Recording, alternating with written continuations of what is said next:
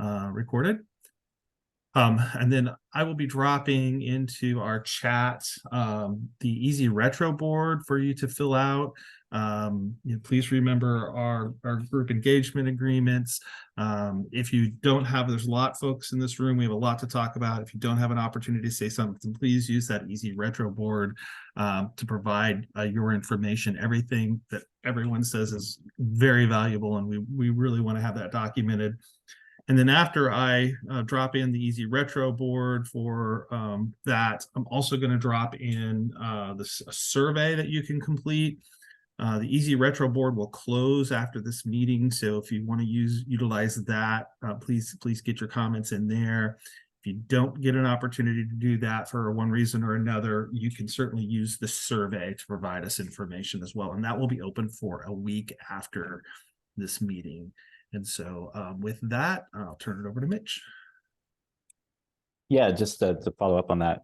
Thanks, Rick. I think especially for this topic, we have a lot of really specific criteria and objectives in here. And I know you all probably have some really specific feedback about each of those individual topics. And it's going to be really hard for us in the next half hour to go through all of those. Really looks like 25 minutes. So really encourage you to send us feedback through either the Easy Retro or the survey. We are reading and incorporating all of that into our kind of next steps, and we'll do so with this too. So yeah, I do, want this to be a really open conversation, hear from you all kind of points of concern. I guess what I'll start with is pasting the policy objective list into our chat after Rick's got those in there. It's not ideal because it doesn't look great, but I'm still going to do it. And hopefully you all have the framework planning sheet too, because that has the list there. I'm sure we can find that and drop it in as well. But yeah, so I guess, is there anybody who wants to kick it off with any specific responses to any of the questions, or just sort of general? Oh, thank you, Melissa. I appreciate that. Yeah, that's probably a more helpful way to look at this list of policy objectives than what I just pasted in the chat. So appreciate it. Yeah, so if anybody wants to jump in, or we can just sort of take a second to kind of read the questions and fill stuff out, that would be great too. Oh yeah, go ahead, Shelley. Well, I'm never shy. Never. That's why we love you, Shelley. One of the things I've been thinking about is I understand that Oregon Housing has overall goals and objectives, but maybe there's a way that you need to figure out how urban projects can meet those goals and objectives, how rural projects can meet those goals and objectives, because they are going to look different. And I'm going to go back to like the equity, racial justice alignment. For me, I don't understand if like the number A, culturally responsive project design and outreach. What does that look like for an ARH rehab existing project? So maybe that's not applicable. So maybe new construction and ARH rehab looks differently. And then in regards to partnering, once again, we've attempted on this next 9% application, we have two Latino specific organizations, one in Lane County and one in Bend Redmond, who really wanted to partner with us. We're reviewing our MOU and came back and said, we don't have capacity. We're getting a lot of ask. We have to go back and figure out. So maybe there's a way that you need to also start looking at what are our attempts, and we can document who we talk to and get the email response if we need to submit that with an application. But maybe you can start developing a list of the organizations that we're contacting that don't have capacity so that you can get the lay of the land, especially if this is going to continue to be a pointing category. So we're trying, but they just don't have the capacity to partner. They want to partner. They want to let their, folks know, about our projects. I think the biggest thing is letting the communities know about the projects. How do they access the projects? That's probably one of the biggest hurdles. Yeah, absolutely. I think that's all really great points, Shelley. And yes, ones that we've definitely heard from you and others before, and are grappling with a lot, because we absolutely acknowledge that these are going to have to be differentiated, urban, rural. A lot of these criteria are not going to look the same. So thinking about ways that can be either high level enough where we can kind of get to that nuance early, and be able to understand differences when projects are still in kind of the design development phase, or where we can kind of do the opposite, and once we know the location of a project, can have differentiated threshold items or scoring criteria. That creates more complexity. So there's a trade-off there, but I think it's necessary because, as you mentioned, it's just not going to be able to be one-to-one. I think, and we don't want it to be one-to-one. I think we've done a pretty good job in recent years, NOFA to NOFA, differentiating criteria and establishing kind of those set-asides where rural projects are not being considered in the same way that urban projects are, in terms of our evaluation process. And I think that needs to continue and will look a little different here. So we need to be really sure that it's not causing undue harm. And I think that's critical. And the point about capacity for culturally specific organizations is very well noted. And we absolutely acknowledge that. So finding ways to support those organizations without causing more burden to them, or to create unrealistic expectations for folks that are making best efforts like you are, Shelley. So I think that's great feedback and appreciate it. It looks like Matt, I think you're next. Yeah, thanks, Mitch. Yeah, I just wanted to jump on that point specifically as well. Just with the capacity of culturally specific organizations, and frankly, it's not even an what I see. I'm in Lane County, and not even an urban rural split, but even a metro non-metro split there. In terms of Lane County, there's frankly two culturally specific organizations in our county that have the scale to even approach to ask with help with projects in terms of lease up, and both of them have let us know that they do not have that capacity to help with lease up. One of the organizations signed an MOU to help with lease up on a previous project for another developer, and I think that they feel very burned by that experience. They didn't have the full understanding of what was being asked by them, and when that project got to lease up, they felt very drowned in that process and not helped a lot. So to honor that request, we've tried to serve our BIPOC community by being more culturally responsive, taking that burden off the weight of the culturally specific organizations. I mean, yeah, we've heard from our culturally specific partners that we want to see your projects succeed. We want to be helpful in any way that we can, but we can't meet those criteria of being able to help with lease up. It's just they don't have the staff for that, and they don't have housing specific staff. Yeah, thank you, Matt. I appreciate that. I think that's it's a good point that even in urban areas where there are more of these organizations, they're still strapped, and I think we're seeing capacity issues across the entire industry for every organization. So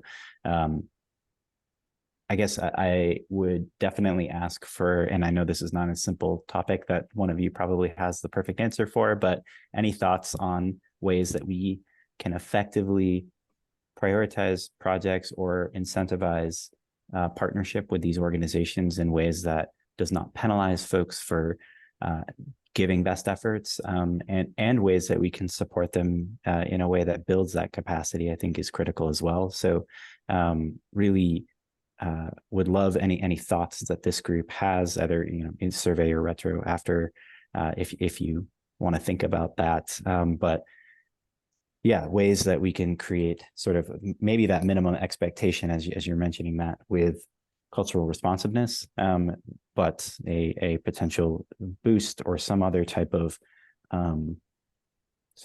consideration for working with culturally specific organizations as well, so we can support those projects that there is capacity for culturally specific organizations to support without penalizing those in some way that are trying and there's their capacity constraints. So yeah. Jillian, go ahead. Yeah, thanks. Quite a lot to cover in a short amount of time. And I think I had a similar comment, culturally specific and small nonprofits, and I'll lump in MWESB goals, right? The S means small. And so, considering that not every small culturally specific organization wants to take on the burden of being a co-owner, coming with that is like the responsibility of the operating deficit guarantee, which for some small culturally specific organizations, if they were asked to perform on that, would tank their organization, right? Their entire operating budget is $500,000. They can't guarantee $500,000. So that's just something to consider in these partnerships. There are other ways for these organizations to participate and get paid. It can be a line item, in the expense of the pro forma to be paid. That's actually, a great way, because that is unrestricted funds for that nonprofit or that organization, that they can then build their organization and they can increase their capacity because they have a consistent revenue stream. So it's just that ownership does not always equal partnership, I think is important. And finding ways for organizations to participate in smaller ways. The other thing around the engagement piece is a lot of our nonprofits, we are doing engagement all the time. And so when we are asked to do project specific engagement, we're often asking the same group of people the same questions that we've already asked them. And that, to me, is not respectful of their time and not respectful. It can come off as though we are not listening when we have listened. So, for example, we have a project where we put a lot of 3 bedrooms and 4 bedrooms in it, specifically based on community feedback. And yet we're still doing, it's not always project specific, I guess is my point. And to consider the overall outreach that an organization does, not just the outreach that they did for this specific project. That's all. Great, thank you. And yeah, so I think that's a really important, both of those are really important points. The culturally specific organizations, we definitely are not just exclusively talking about ownership when we talk about partnerships. And I think considering ways in which you all are having more success with that partnership and which is still supporting culturally specific organizations and building resources and ability and capacity for those organizations, I think is what we want to get to. We want to have organizations, if they want to and have the capacity to be owning and working on these projects, we want to support them in that, but we also want to support their ability to be connected to projects that are helping them kind of get connected to projects and, maybe, provide services and get a fee for that and just create some revenue. I think that's a absolutely valid partnership if the organization is able to do that. So I think thinking about those nuances in partnership makes it really challenging from our side to think about ways in which we can create that threshold or scored expectation in the policy objective. So we're trying to balance sort of what that looks like and how that looks. And I think that's it's good clarification that it is nuanced and it is messy and looks different for every community and every organization, frankly. So we'll try to reflect that as much as we can while still, again, supporting those organizations. And for MWSB also to absolutely same considerations as culturally specific organizations. We know these groups are really capacity constrained, and a lot of them are already operating at full workloads and aren't really able to take on any more projects. So thinking about ways in which we can, similar to sort of what Shelley was talking about with best practice or best efforts, I think that's something we want to consider for MWSB as well when possible. So I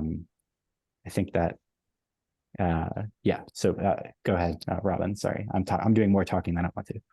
Yeah, so just along those lines, maybe a program needs to get created to help build the capacity for culturally specific organizations to do development if they want to do development. It's not clear to me if that's actually the case, but just like how the childcare, component has now been added to some affordable housing projects, and there's an actual program through OHCS to build that. Maybe something like that needs to happen if that's the goal and if that's what people really want to see. But I wanted to move on to predictability, because I work in a couple other states, and there's a lot more predictability in some of those other states with their program. They already do have a consolidated NOFA, and a lot of points are gathered for the location, the census tract, lots of very specific locational information, much more than the more nebulous yet important culturally specific, and all these like environmental and green building and all that all kind of comes later. It's about where you're locating it and if the need is there. And then from your pre-app where you score, so that you can then decide, are we abandoning this one or are we going for it? And in some cases, developers and consultants are putting in more than one application, and the cost to do it is very minimal, because it's about, is this really going to fly or not fly in this area? And then it gets built out from there, and then it becomes a more competitive process. But a lot of people fall off the map earlier on, and it's much more clear cut. So something along those lines, I think, would be really helpful for us to move to. Even the 4% kind of did that just recently, but it was kind of a blindside, because although we knew that the housing authorities were going to get funded first, we didn't know how many housing authorities and how much money they were going to need versus how much money there actually was, to figure out whether or not it even made sense to compete. So knowing that information up front would be really, really helpful, especially as this readiness to proceed thing is taking off with the 6 months, and oh my God, you got to have complete drawings. I mean, this is hundreds of thousands of dollars in addition to what developers are already putting forward, nonprofit or otherwise. It's a huge change, and it's a huge expense. And so we need predictability before we run down that road. Yeah, thanks, Robin. I think that's really consistent feedback that we've heard. And one of the reasons we're trying to really emphasize that is the direction we want to go, is making sure that folks, that we're being really transparent with what we're looking for, and folks understand as they're putting a project together what targets they have to hit, what benchmarks they have to hit, what partnerships they have to make, what that timeline should look like for them, where if they can meet those expectations, they can have some surety of funding. I think that's absolutely the direction that we want to go. I think, we have spoken with and talked to many and worked with many partner states who are doing this already, and heard some of the kind of challenges that they've had, and are trying to, maybe even build off of some of that with this. That's sort of, I think, where some of this threshold versus scoring criteria comes in, where even trying to simplify it even further, where folks know yes, no, not even like a scoring like metric for some of these criteria. I think that gets really challenging when you look at things like location, I think, because that can be such a varied thing depending on what community need is. But I do think we are grappling with sort of what those location-based numbers need to be, and sort of allowing people, like you mentioned, to be able to identify locations that are prioritized by the agency ahead of time, early, and then be able to move from there. And the upfront cost is definitely a consideration as well. We're hoping the pre-dev loan program can help support some of that. We're also trying to work on we are working on and have already begun releasing some capacity building dollars targeted towards nonprofits and culturally specific organizations, but we know we need more of it. So we're working on kind of talking to the legislature around creating increased investment in that field, but also thinking about ways that we can take existing funds and work towards those goals. Because we echo those exact same thoughts. So Laura, go ahead. Hi, thank you. So this might be too big of a question, but kind of a two-part question is, how do all of these points that you listed affect the eligibility and priority levels, the critical, high, medium presented in the last engagement series? And are all of them given equal weight in the determination for those priority levels? Are you is that related to the preservation, specifically preservation categories? Yeah. So Yeah.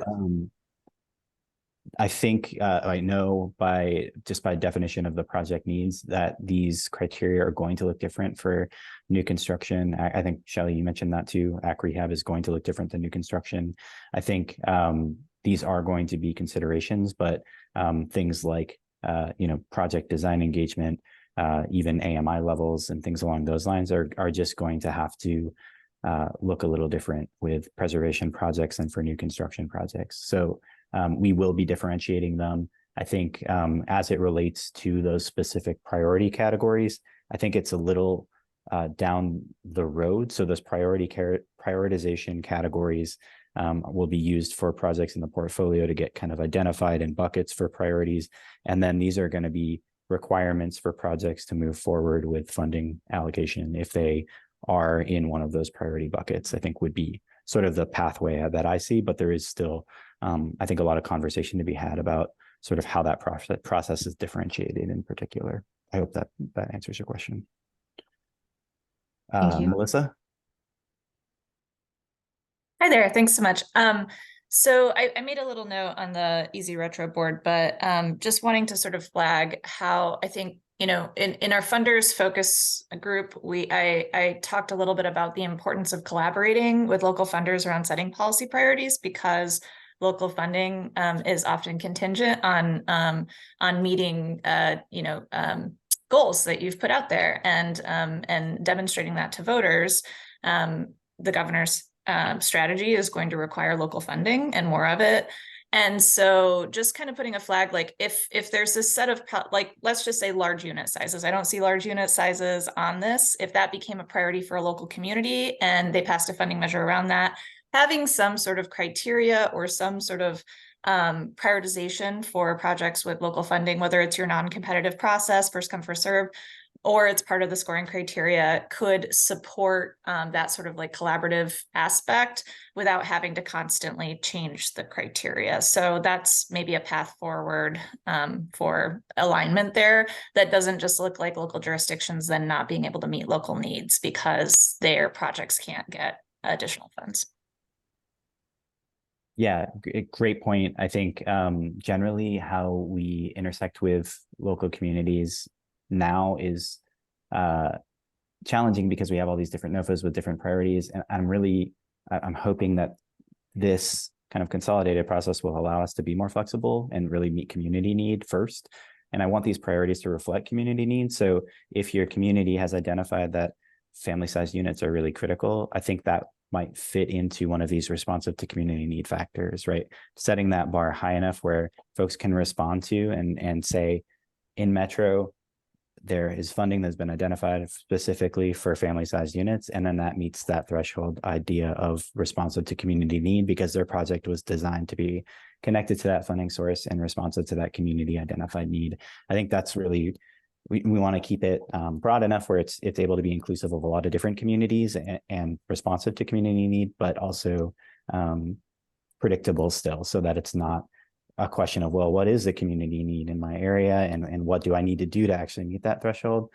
So I think we're going to have to work closely with you all and everyone statewide to be able to signal what those priorities are and what would meet those criteria, I think, up front, so that we can meet those predictability goals too, if that makes sense. Kristen? Hi. So I think what I'm hearing is that OHCS is moving to kind of an initial funding and then a final funding with some steps in between. And I guess I'm just curious how scoring on financial viability, like at what point is financial viability scored, and what happens if the finances change between initial and final funding commitment?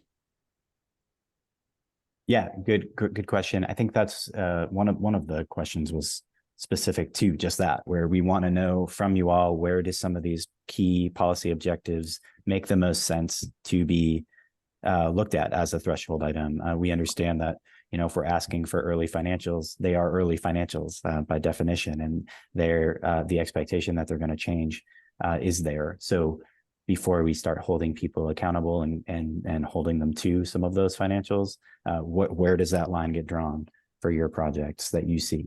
And I think for financials, I think we're looking at, early commitments and discussion so that we can make kind of that soft conditional commitment. But then, when you come in, they have to be final, and they have to be, that's the commitment that we're making to those funds, which is one of the reasons that readiness standard has been elevated, so we can have more predictability on our end of what resources are going to be needed to make that project go.